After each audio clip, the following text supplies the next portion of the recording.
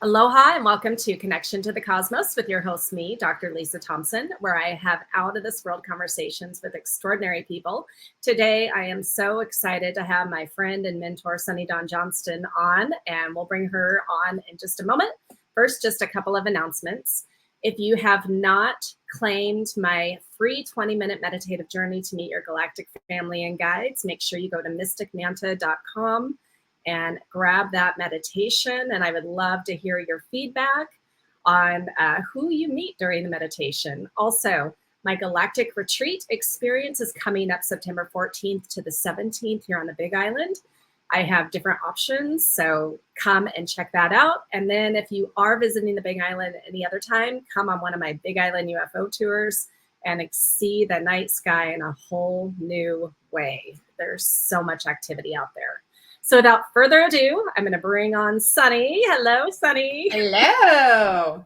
So there are probably people that are going to be watching or listening to this that don't know who you are, which, you know, everyone needs to know who you are. So let me share a little bit about you. Okay, let's hear it.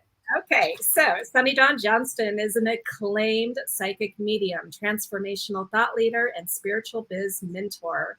She's the author of 21 books, including bestsellers Invoking, the Archangels, and The Love Never Ends, which have become the cornerstones for her keynote topics such as intuition, mediumship, and the angelic realm. Sunny is also the creator of the Elevate Your Life membership site, a virtual community focused on designing a high vibrational life, bursting with abundance, self-love, and joy. Leading the Elevate Your Life community, Sunny focuses on accountability, support, and guidance as the solid foundation of intentional and lasting transformation. And then she also has My Spiritual Biz membership, which is a community for heart-based entrepreneurs. Sunny's 30 years of business experience and her multi-million-dollar generating team guide and mentor members who are starting, building, or growing a spirit-based business. And then SDJ Productions has expanded Sunny's work beyond writing and speaking engagements and into publishing books, CDs, and Oracle card decks. Her latest project is the multi-dimensional Oracle card deck, which is fantastic. And then in her spare time, because if she's not, busy enough, Sunny's involved as a psychic investigator for the international organization Find Me. This is a nonprofit organization of psychic, investigative, and Canine Search Rescue volunteers collaborating to support law enforcement and families of missing persons and homicide victims. Through her work, Sunny has cultivated a diverse global community. Whether in person or online, her mentorship encourages students to connect with their heart and guides them to experience life in a higher vibrational, multi-dimensional way. And Sunny, what I can tell you is that being part of your world has really changed my life. Oh. So I just want to thank you for all of the love, support, mentorship that you have given me over, I think it's been 4 or 5 years that we've been working together now. And thank you for writing the foreword to my book, Connection to the Cosmos. Hey, I'm super proud of you. I'm excited for everything you're creating and what you're doing and stepping out in the way that you are. And I love seeing us, come from our hearts and just do the work we're meant to do in this world. Yeah, absolutely. And that is one of the things that of all of the coaches and mentors, you really walk your talk of coming from your heart, of sharing, you're not about you need to be so exclusive. You want the world to know this stuff, right? And sure. So you keep it very accessible. Yeah. And so I love you and I love your work. And I love you too, girl. And I'm super proud of you. I'm excited for everything you're doing and creating. And I'm happy to be here with all you and your friends. And yes. Well, so the first thing, again, for some people who may not know your background, what I'd love for you to share first is just kind of how you grew up. Were you in a religious or spiritual household? How did you get into working with angels and being a psychic medium? Well, I got into it kicking and screaming. So I was raised in Salt Lake City, Utah, and my family was all religious, except for my parents who were raised in religion, in the Mormon religion, but but kind of walked away at about 16, 17, didn't feel right to them. And so when I came around, they really kind of wanted to give me just an opportunity to see what felt true for me. But that's hard to do in Salt Lake City, Utah, because there were no other options, you know? It's kind of like, well, it's this or nothing. And so, and that belief system wasn't for me. And so I actually, the way the angels came to my life was I just woke up in the middle of the night one night and rolled over and saw my guardian angel above my bed. And I didn't know it was an angel. I didn't actually know what to call her. But she felt familiar, and she felt safe. And most importantly, she felt like unconditional love. That's what the experience was. I just felt this sense of like, and so I was so calm and so relaxed that I literally just rolled over and went back to sleep. And then the next morning, my head kicked in. The ego said, "Oh my God, what was that?" And that's when I started thinking, "Okay, wait, what just happened?" And you know what I realized, Lisa, is that we all have different ways that we get invited into remembrance of who we are, right? How we're connected. And for me, I think the reason it happened that way was it caught me off guard because it was the middle of the night. So I couldn't use my head to kind of, talk myself out of it. And I also think that, because I wasn't raised with a lot of religious background, although it was surrounded me, angels weren't a big deal in the Mormon church. They didn't talk a lot about angels. And so I didn't really have any frame of reference. I didn't have any concepts to say, well, this is this or this isn't this. And that allowed me to really have a pure experience in the moment. And then that got my curiosity going, which curiosity is what's driven my entire life. Yes. I was curious. I love it. Well, and so when you woke up in the middle of the night, like, I know you felt her. So did you see her? What did she look like? I did. I saw. So it's interesting because it was a disembodied kind of colorful, though color that I can't explain. That there's no words really for. And then she had kind of a sense of a body, but kind of not. Like everything is kind of this, kind of that, because it's not of the world. So it's hard, it's hard to give words to things that aren't human, right? Yeah. But she did have facial features, but I couldn't say there's eyes and ears and nose and all those, but it felt like my mom, but I knew it wasn't my mom because my mom doesn't float. But it was all these pieces that were like, it's kind of like dreams, we have a dream and you're like, well, I was in my house, but it wasn't really my house and it was on the river, but it was sitting in the ocean. Like that's how it was. But I had the essence of a feminine, nurturing energy with all this amazing, colorful light, with this really soft, gentle, visual experience, as well as the emotional. So I think that with those things, it felt safe to me, and I felt it, and she felt familiar, and she for sure felt feminine. There was a feminine energy.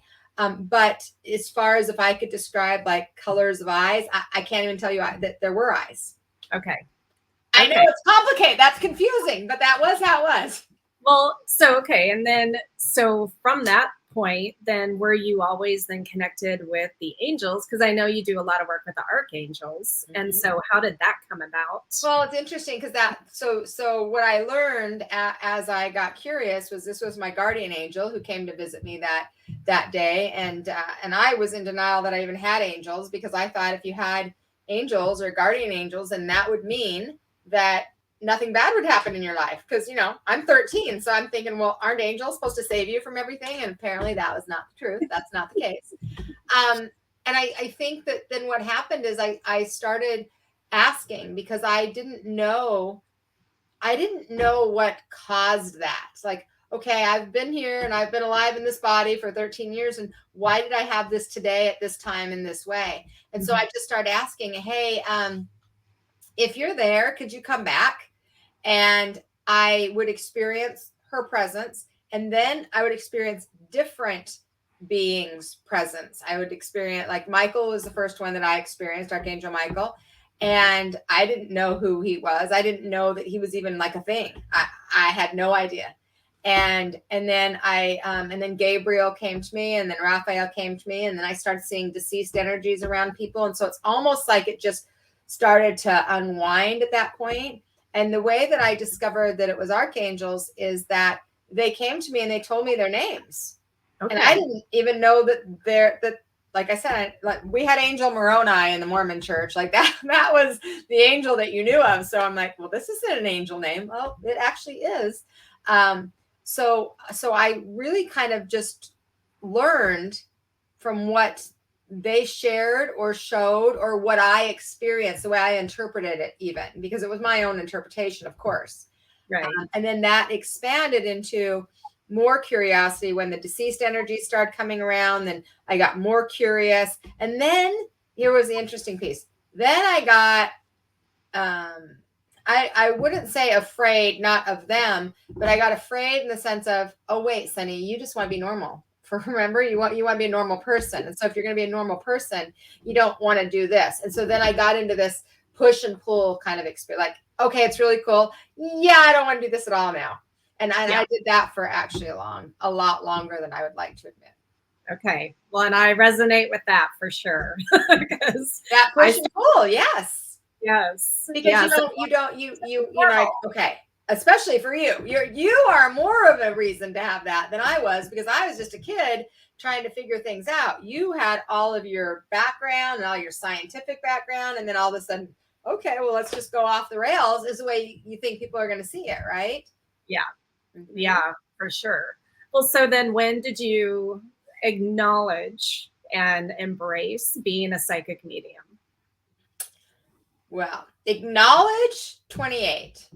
Embrace probably in my early 30s. I recognized it, I knew it, and I said, all right, I know I'm meant to do this work.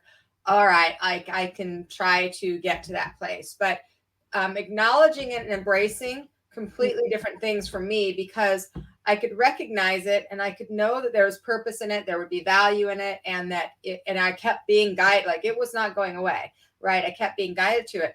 But to actually embrace it, to surrender into it, was really difficult for me for a lot of reasons. One was I always had that in the background. Oh my gosh, you're so not normal. And I always wanted to be normal. So that always sat there. But the other one was, I had little kids, and I didn't want my kids to be treated the way I was treated, not being like everybody else.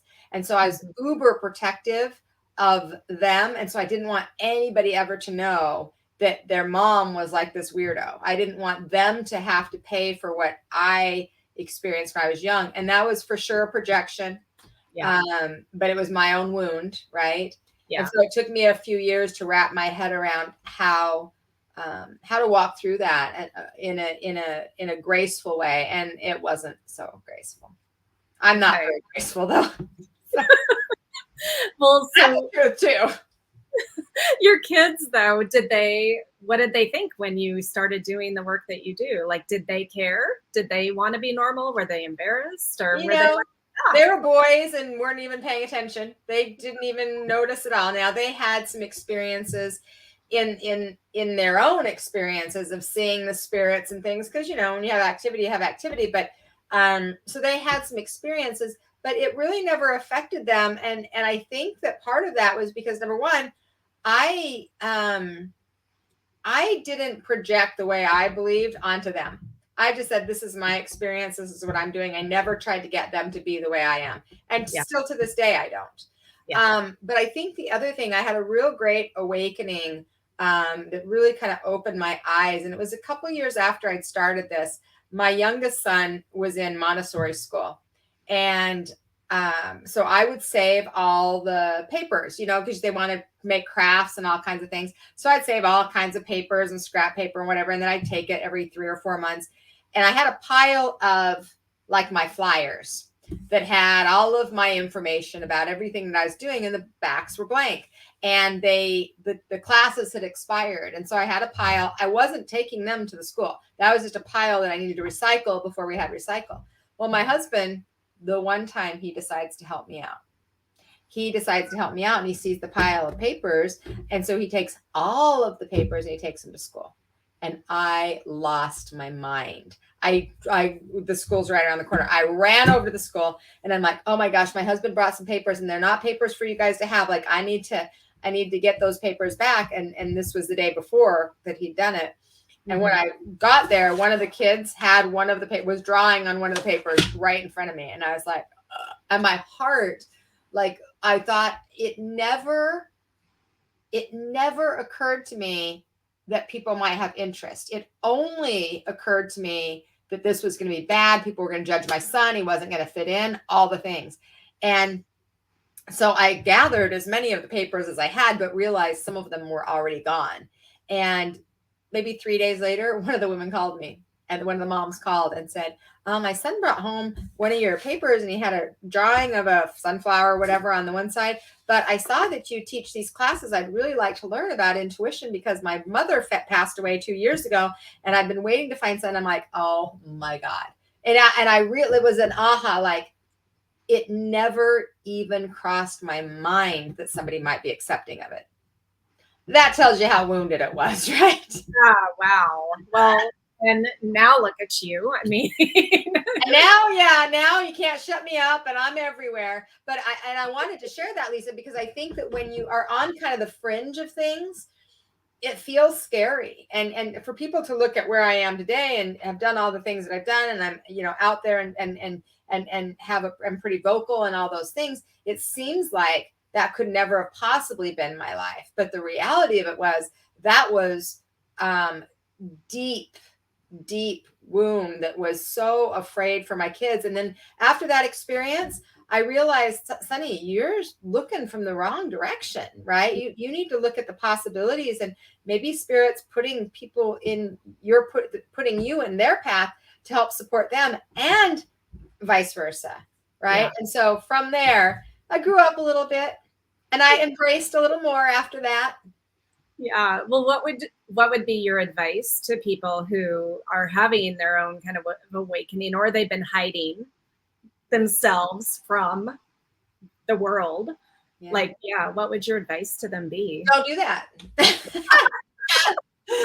don't do that. Right. I would say that I really believe if you're having an experience consistently, if you have it one time, that might just be a synchronistic experience for you.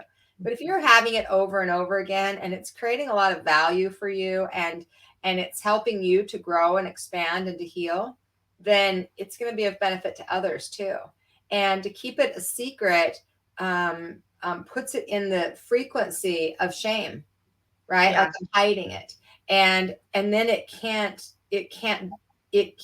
do the wonders that it's meant to do. The miracles and the magic can't come from that place because nobody can see it. And actually where I got to a place within myself, well, actually my spirit said this to me really loud and clear, was it's really selfish of you to be that way. I'm like, oh, well, thanks. Because I don't know about you, but my guides are pretty strong. If I'm not listening, they're like, listen. Okay. And that was how they said it. Like, you're keeping this. You have an ability to be able to help people and support people. When I was, pushing against a mediumship, and this was the way they said this to me, was, what right do you have to hold other people back from an experience you could bring value and healing to them in minutes? And that always stuck with me. And that's the way, and that's not, I don't think, how most people's guides and angels talk to them. But for me, I have to sometimes hear things really, really true and strong. And that did it.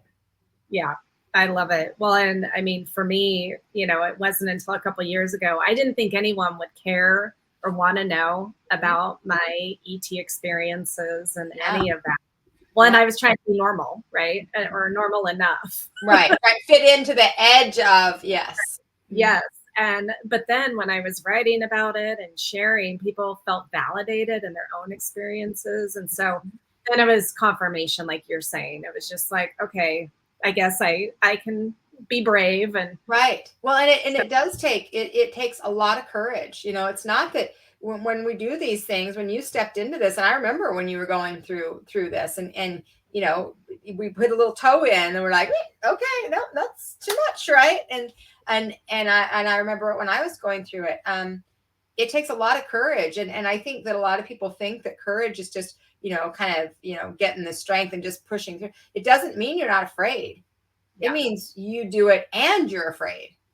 You're afraid of the outcome. You're afraid of the kickback. You're afraid of the reactions. You're afraid of what you're going to lose, really. And in that, I think what we do is we forget what we're going to gain. Right. And that is freedom. That is so much. It's freedom. God. Like, oh, okay, I don't have to wear this big old weight any longer. Yeah. That's exactly how I have been feeling since I started sharing. And okay, so we're gonna just switch a little bit. And I haven't heard any of your stories about your galactic experiences. And I know you've got one or two at least. One or two. And I got one or two. It's interesting because I think because I deal so much with the spirit realm in general, that this is something that it's not that I don't talk about it. If people ask me, I talk about it openly.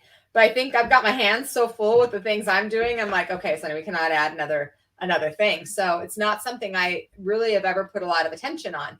Although I've never, ever in my life not believed that there had to be experiences outside of this human. Like it just didn't even I'm like, well, are people dumb? Like that's how I thought since I was a kid. I would look up at the stars and I would think, well, of course there's other beings. Of course, like why would there not be? Right. Yeah. And so my experience is interesting. We don't have conscious memory of it, but I can tell you what happened.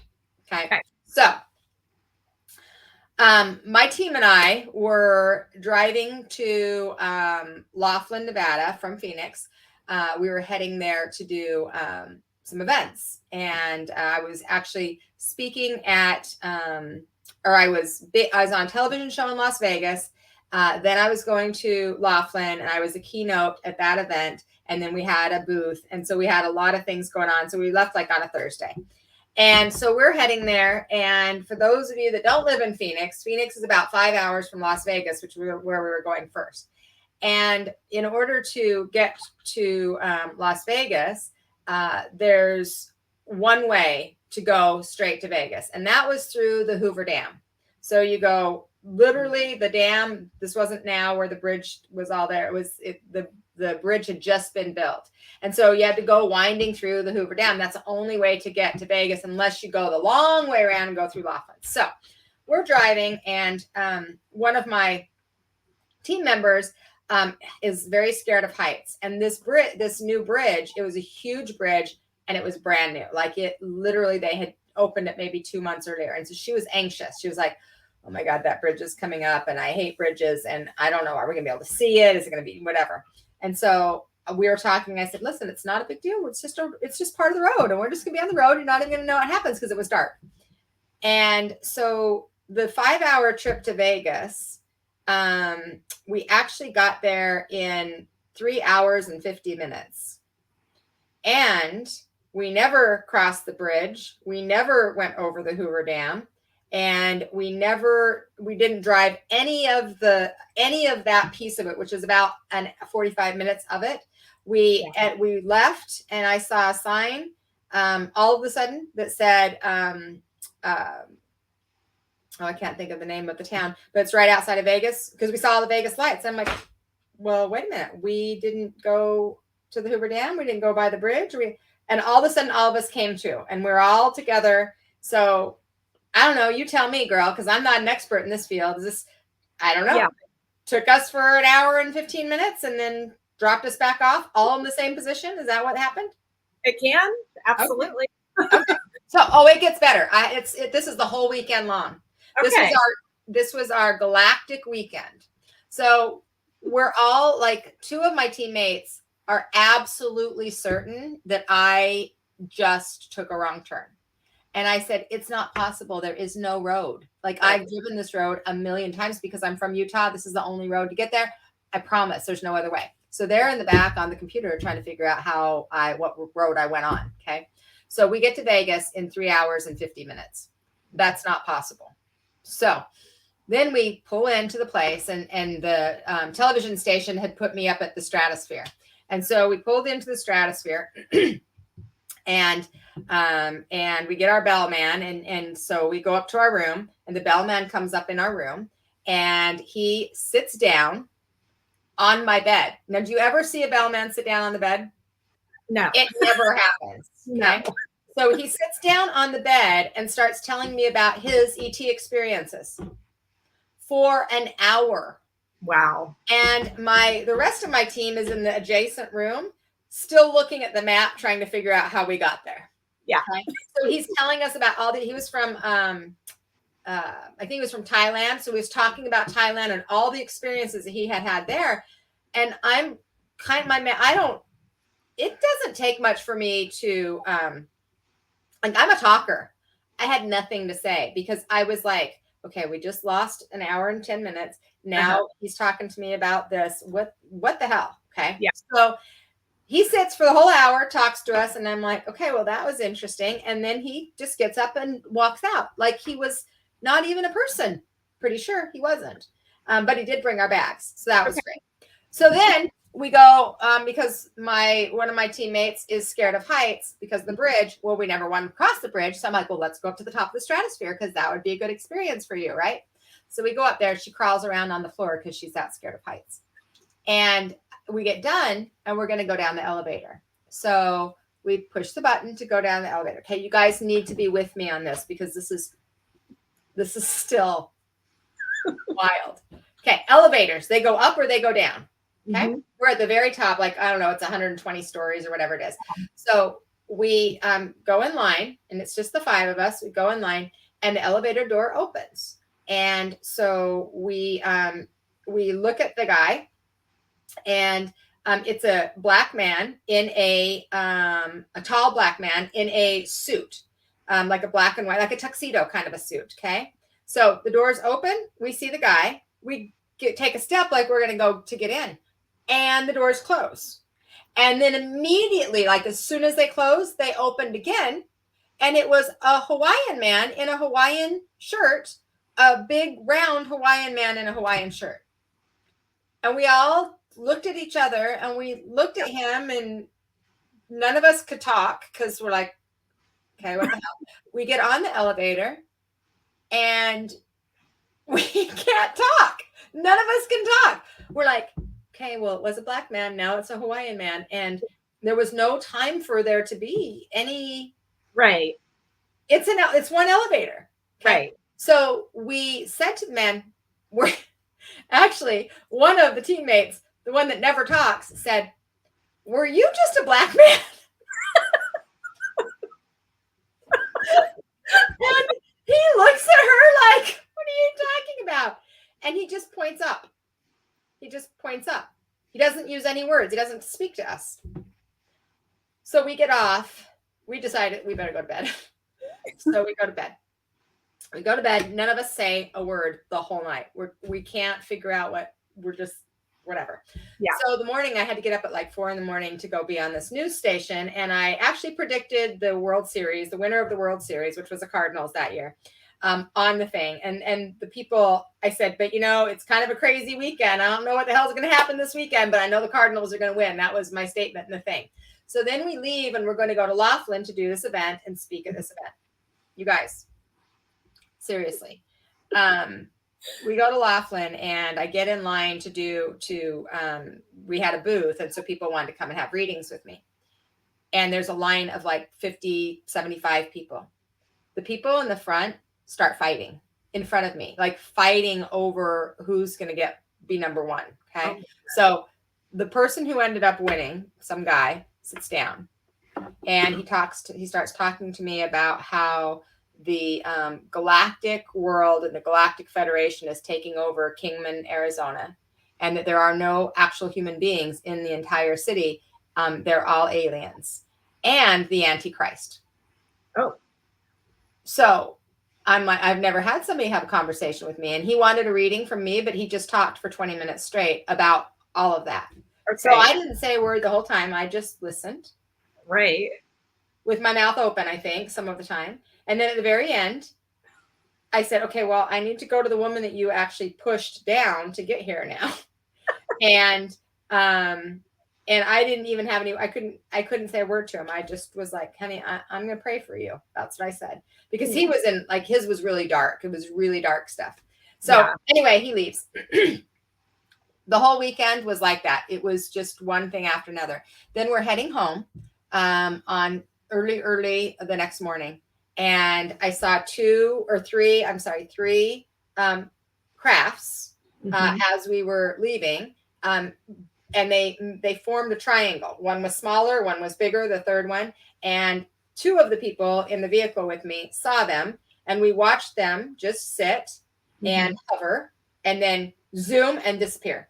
And then the second one did the same thing and then zoomed and disappeared over like a 15-minute period. All three of them. And I think we had two more that showed up, and then they left. And then but wait, there's more. Yeah, one more thing. So then we're in a little town called Wickiup, and we needed to get gas. But we were going to Wickiup to get gas because we were on almost empty. Wickiup never showed up, so we actually drove on empty for over 2 hours until we got to Wickenburg, and then we got gas in Wickenburg because Wickiup, we never got to Wickiup. Wow. And we were empty. It was on E with the light, the whole thing, for 2 hours. And then I came home, and I got home, and my husband said, "How was your trip?" And I said, yeah, I don't know. I don't know how my trip was. I'm not sure where I was part of the time. I don't know how we got there. And so that's my story. And there's details to all that, but that's the gist of it for a podcast. To give it. Now you can tell me what was going on, because I mean, I would love to know what happened during the missing time. Like, who picked you up? And I would too. I've actually got a couple of times I've tried to go into meditation to tap into, like, where did we go and what did we do? Because it was all of us, all five of us. Yeah. And but I've never been able. And so I figured, well, if I don't have anything, the way I look at it is, if it doesn't come to me, then it's either not for me to know or it's not time. So that's kind of the way that I've looked at it. But there were so many experiences like that throughout the time where, and we had other experiences where time we just lost like hours. And by the end of that weekend, we're like, well, who knows? Maybe there's no 24 hours in a day anymore. We don't know. Well, I mean, I do regression therapy. I would love to regress you. I know. Wouldn't that be interesting? Right? To see, like, the different experiences. I know. So I don't, maybe in Peru we'll have in Peru we should do that and check it out, because it was, and three of us will be there. So, because it was interesting, and still to this day, like, they finally found the maps that showed that there was no way to get there besides the way we were there. Right. But it was so unique, and I didn't feel scared. I felt more like my mind could not wrap around, and not because I'm not a believer, but my mind could not wrap around it because I didn't have anything tangible to, I didn't see, I mean, at the end we saw the things, but like, I didn't see something like the elevator dude. Yeah. How do you, I don't know how you explain that. Well, I mean, and there are beings that are shapeshifters. Well, I'm telling you, this dude went from this to this. Yeah. Right. We're like, didn't you just have a Hawaiian shirt on? You didn't speak. You just went. So that's my story, guys. Those of you that are watching, they're like, I've been waiting for this story. Now you've heard the story. It is recorded. This is the first time in history I have shared it recorded. Yes, and I have been waiting for this story. So yay. Well, I'd love for you. Just fill me in, girl, because I'm open. No, yes. Well, and okay, so we just alluded to, so in a month from now, you and I and a big group of people will be headed to Peru. And So we're going to be looking at some ancient alien structures. You know, I know that for some people that's controversial, but it's not for me. Yeah. Stargates. Stargates, Lake Titicaca has some underwater, like maybe bait. Right. Well, isn't that supposed to be one of the most active? Yeah. Lake Titicaca, I think, is supposed to be one of the most active places for I don't know which term is, what term do we use? It's a hotspot. Hotspot. Okay. Hotspot. Yeah. Yes. Yes. So, I mean, with all of the energy and the people that we're going to have on the trip, I'm excited to see what's going to happen. For sure. Me too. Me too. And Chris is kind of thinking they're going to come pick her up and take her home. So, yeah. I've had a couple people come on my retreats and be like, they're ready. They're like, take me. It hasn't happened. I told her, I said, no, you're coming back with us. I'm sorry, but she's hoping. Okay, well, she's needed too much here. That's right. I'm like, what would I do? Hello? Right. No, thank you. Well, so of all the things that you do and that you have done, what would you say has been, I guess, your most profound experience that's really given you impetus to keep moving forward in the work that you do? Like, and I know that's might be a hard question because there might be so many. Well, I think the one that is probably the most profound is also the first real experience where it was when my guide said, what right do you have to not do this work?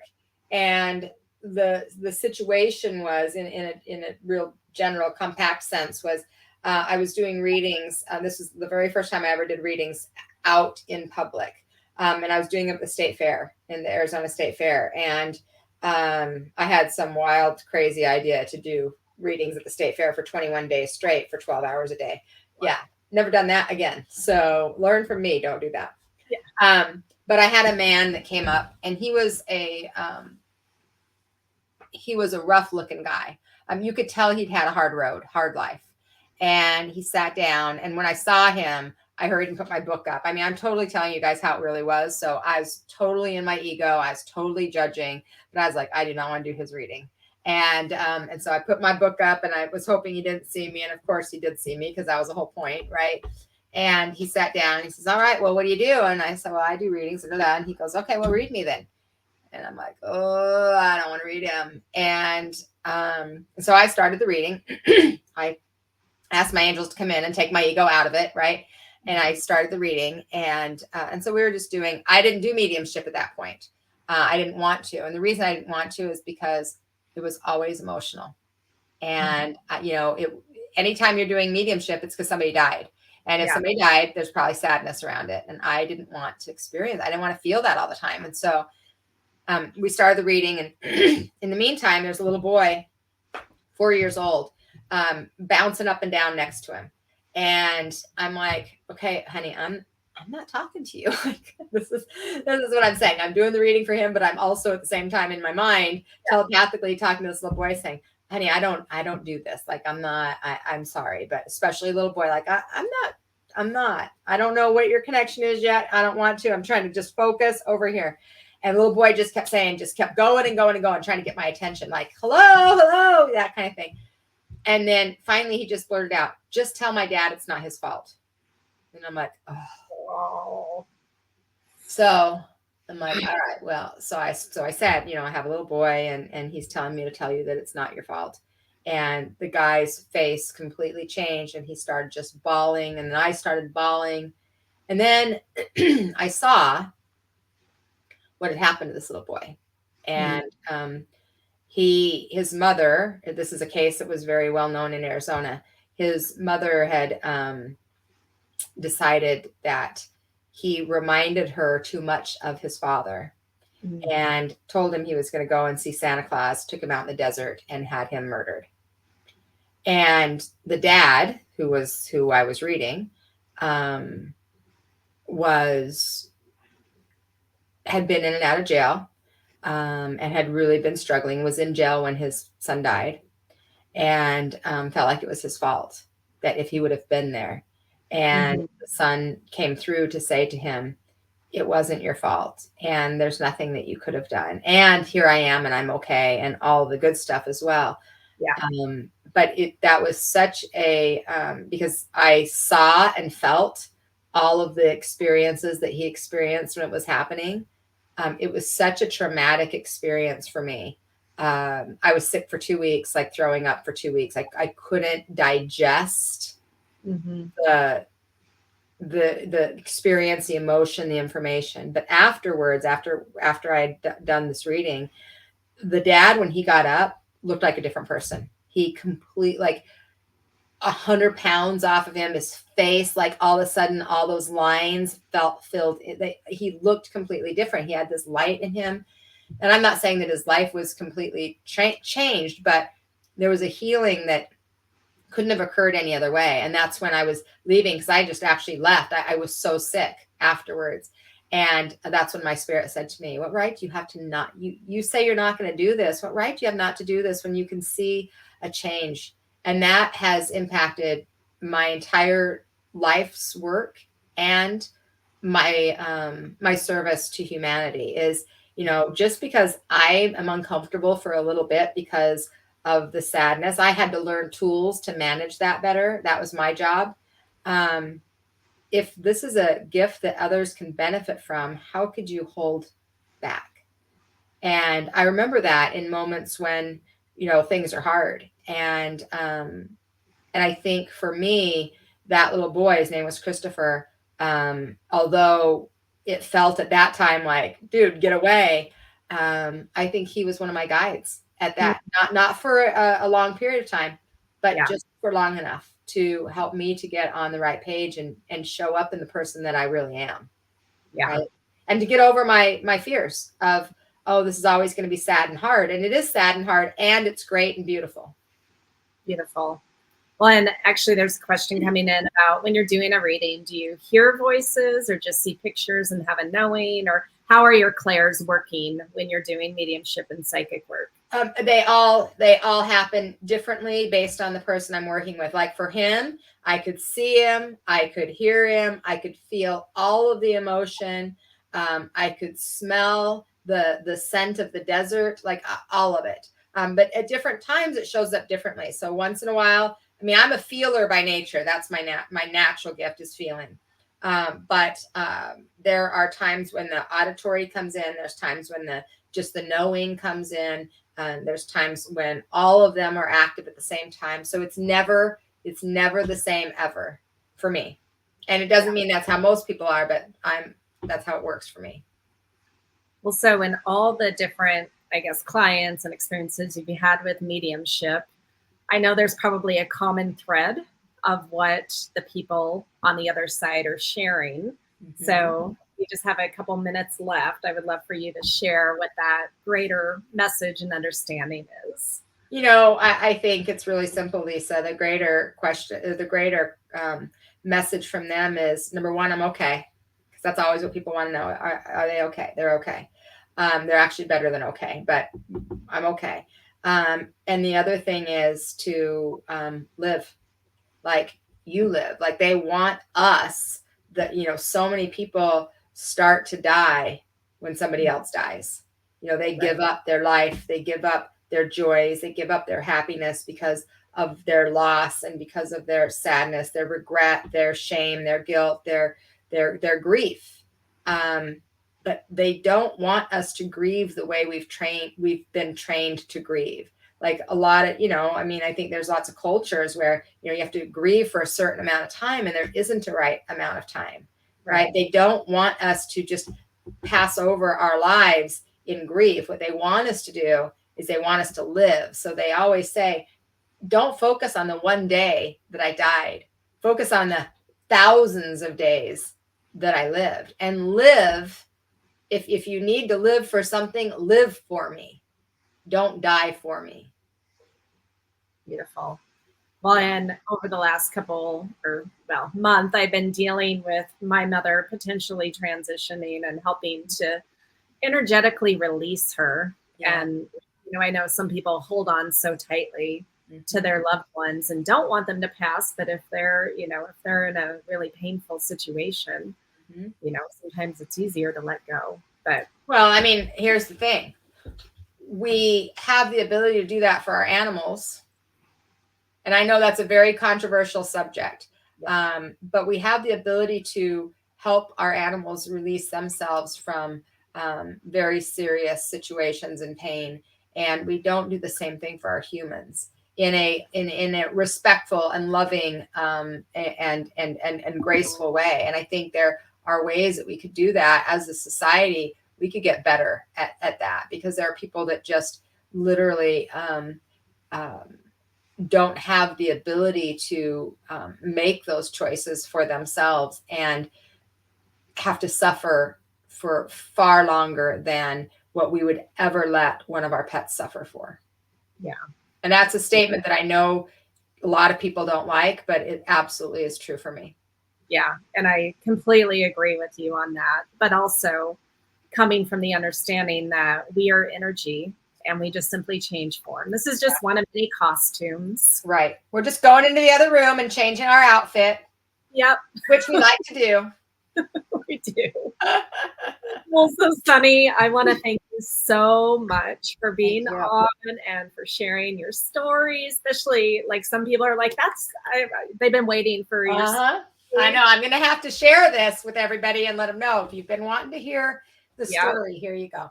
Well, and maybe after Peru, we'll have you back on and we'll get to talk about some. There you go. Yeah, because we're going to, I know we've got some stuff coming, and I'm really excited for my husband to get into it, because he's not into it. So it's going to be very fun to bring him right along. Okay. Well, that'll be, yes. Brett. Yeah. Beam him up. Let's beam him up.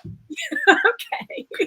Well, thank you. And for everyone watching, thank you and listening. And I will see you next time on Connection to the Cosmos. Thank you. Thanks, sister.